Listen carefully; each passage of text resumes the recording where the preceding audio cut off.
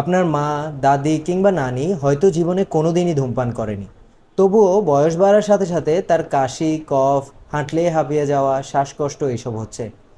প্রশ্ন হলো, সিগারেট না খেলেও কি সিওপিডি হতে পারে? উত্তর হলো হ্যাঁ, হতে পারে। আর এর সবচেয়ে বড় কারণ হলো রান্নাঘরের চুলার ধোঁয়া।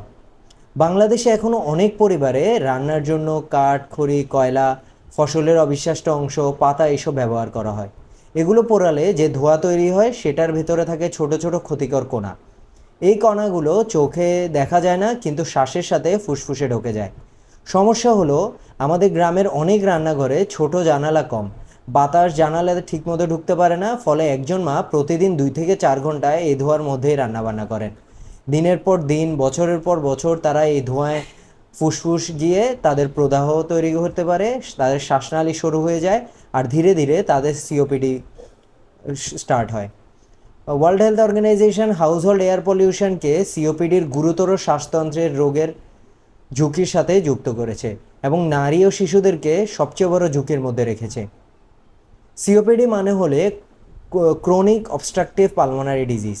সহজ বাংলায় যদি বলি, ফুসফুসের এমন একটি দীর্ঘমেয়াদী রোগ যেখানে বাতাস ঢোকা বের হওয়া কঠিন হয়ে যায়।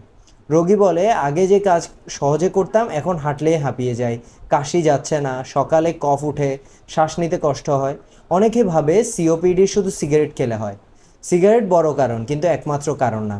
দীর্ঘদিন ধোঁয়া, ধুলা, বায়ু দূষণ, তার পাশাপাশি প্যাসিভ স্মোকিং আর রান্নাঘরের স্মোক সব কিছু মিলে ফুসফুসের ক্ষতি করতে পারে। Domestic cooking fuel, dust, chemical foam এইসবের কারণেও সিওপিডির ঝুঁকি অনেকটা বেড়ে যায়। বাংলাদেশে যদি চিন্তা করি, একজন মা 30 বছর ধরে মাটি চুলায় রান্না করে, চোখে জ্বালা করে, কাশি হয়, কিন্তু তিনি বলেন এ তো স্বাভাবিক, চুলের ধোঁয়া লাগলে তো এমন হবেই। কিন্তু এই স্বাভাবিক কাশি যদি মাসের পর মাস তার মধ্যে অনেক বেশি শ্বাসকষ্ট তৈরি হয়, বুকে শাসা করে, তারপর এইটা অবহেলা করা যাবে না। বিশেষ করে যারা রান্নার সময় ধোঁয়ায় চোখ জ্বলে, গলা জ্বলে, কাশে, বুকে চাপ চাপ ফিল করে, তাদের এই সতর্কতা খুব বেশি দরকার। তখন করণীয় কি? প্রথমত, রান্নাঘরের বাতাস চলাচলের ব্যবস্থা করতে হবে। জানালা খুলে রান্না করতে হবে, জানালায় চিমনি বা এক্সস্ট ফ্যানের ব্যবস্থা করতে হবে।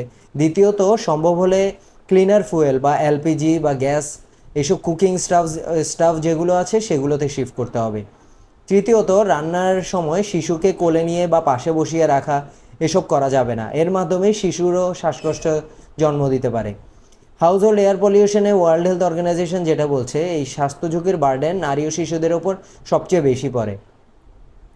মনে রাখবেন, সিগারেট না খেলেও ফুসফুস নষ্ট হতে পারে। আমাদের মায়েদের রান্নাঘরের ধোঁয়ায় সিওপিডি এর নীরব কারণ হতে পারে। তাই মাকে শুধু বলবেন না কাশি হলে ওষুধ খাও, বলুন মা, রান্নাঘরের ধোঁয়া কমাও আর শ্বাসকষ্ট থাকলে ডাক্তার দেখাই। ফুসফুস বাঁচালে পরিবার বেঁচে যাবে।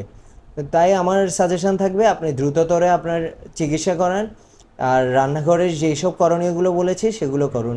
আর যদি বেশি সমস্যা হয়, নিকট অবস্থায় হসপিটালে অ্যাডমিট হন আর ভালো ডক্টর দেখান। ধন্যবাদ।